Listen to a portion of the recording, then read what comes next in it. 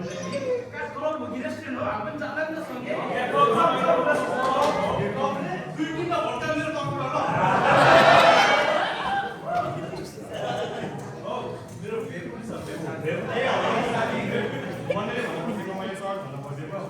चर्चमा कार्यक्रम छ, सर्भिस हुन्छ, आराधना हुन्छ र वास्तविक क्रिसमस के हो त्यो मनाउँछौँ। वास्तविक क्रिसमस भनेको डान्स गर्नु, झिलिमिली पार्नु, ड्रिङ्क गर्नु अनि दिउँसो भरि अनि ह्याङओभरहरू जस्तो होइन त?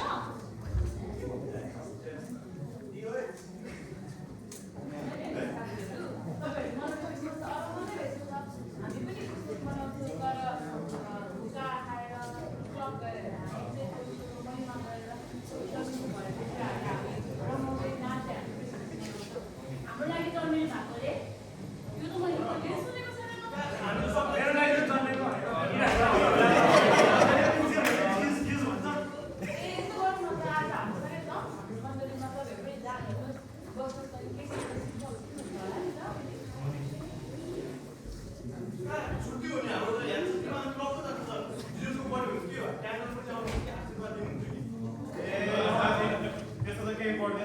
आफ्नो बोकेर गएर हुन्छ नि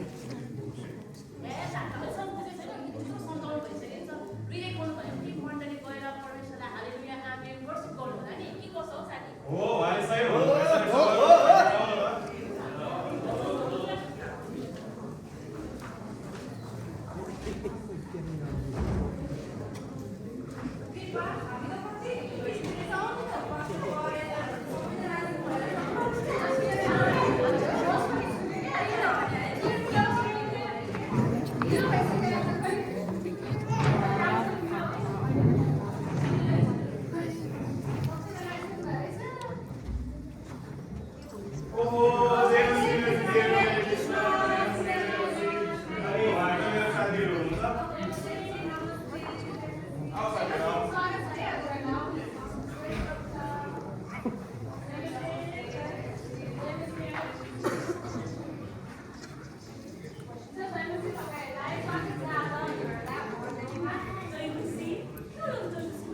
जेमुसी होइन उहाँले जेमुसी भन्नु खोज्नु भएको त्यो भनेको ख्रिस्टीय अभिवादन हो।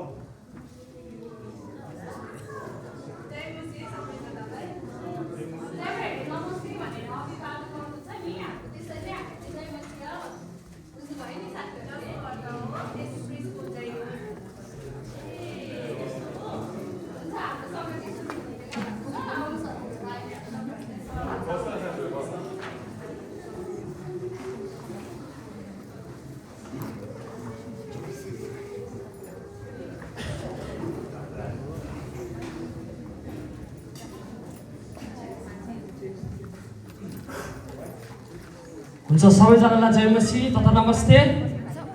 अनि आज म तपाईँहरूलाई ह्याप्पी क्रिसमस भन्न चाहन्छु यो समय चाहिँ। अनि आज हामी क्रिसमस के हो अनि हामी के वास्तविकमा हामी क्रिसमस के हो र प्रभु येशू ख्रीष्ट को हुनुहुन्छ भन्ने कुरा आज हामी त्यो कुरा बुझ्नलाई आएका छौँ। अनि तपाईँहरू यहाँ आउनुभएको छ, सबैजनालाई फेरि पनि मेरी क्रिसमस। अनि वचनमा यशायाको पुस्तकमा भनिएको छ 7:14 यसै कारण प्रभुले तिमीहरूलाई एउटा चिन्ह दिनुहुनेछ, हेर कन्याले गर्भधारण गर्नेछिन् र तिनले एउटा पुत्र जन्माउनेछिन् भनेर वचनले भनेको छ। अनि आज चाहिँ तपाईँ र मेरो लागि चाहिँ प्रभु येशू ख्रीष्ट आउनुभएको छ। अनि त्यो शरीर त्यो उहाँले त्याग्नु भएको प्राण चाहिँ त्यत्तिकै खेराको लागि त्याग्नु भएको छैन। अनि उहाँले चाहिँ हाम्रो पापको लागि अनि मानिसले गरेको वर्षौँदेखि गरेको पापको लागि चाहिँ उहाँले आफ्नो प्राण चाहिँ क्रुसमा टाँगिदिनु भएको छ। अनि आज हामी जसरी पनि क्रिसमसहरू मनाउने गर्दछौँ, आज मानिसले धेरै प्रकारको क्रिसमसहरू मनाउँदछ, तर चाहिँ वास्तविकमा क्रिसमस चाहिँ आज परमेश्वरले चाहिँ मानिस जातिको लागि दिनुभएको एउटा उपहार हो, जो चाहिँ प्रभु येशू ख्रीष्ट हुनुहुन्छ। अनि उहाँले चाहिँ तपाईँ र मलाई प्रेम गर्नुहुन्छ, कसैलाई पनि भेदभाव गर्नु हुँदैन, कालो गोरो जातमा कहिले पनि भेदभाव गर्नुहुन्न, तपाईँ र मलाई प्रेम गर्नुहुन्छ। अनि हामीलाई सधैँ मिलाएर परमेश्वरले राख्न चाहनुहुन्छ। अनि कहिले पनि परमेश्वरले यो चाहनु हुँदैन कि आज अन्य जाति बाहिरी जाति भन्दा कहिले पनि त्यो परमेश्वरले चाहनु हुँदैन।